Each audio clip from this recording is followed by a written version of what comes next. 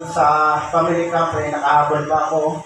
At saka ako natuwa din dahil akong mga anak nakapunta sa ganyang gawain. Dahil mas masaya yung magulang pag ang kanyang mga anak napunta sa yung magandang landas. Kaysa yung marami kasi kabataan ngayon makita mo sa kapaligiran natin sakit sa ulo ng magulang. Amen. Pero aking mga anak na masawa ng Diyos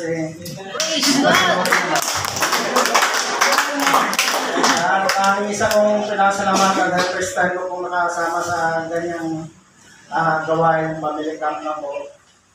Iba talaga yung mararamdaman dahil sa doon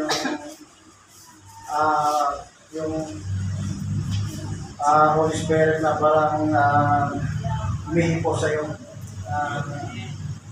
Mahirap lang yung patawanan. Hallelujah po. Salamat sa Panginoon dahil pag-iingat po nung papunta roon, hindi ko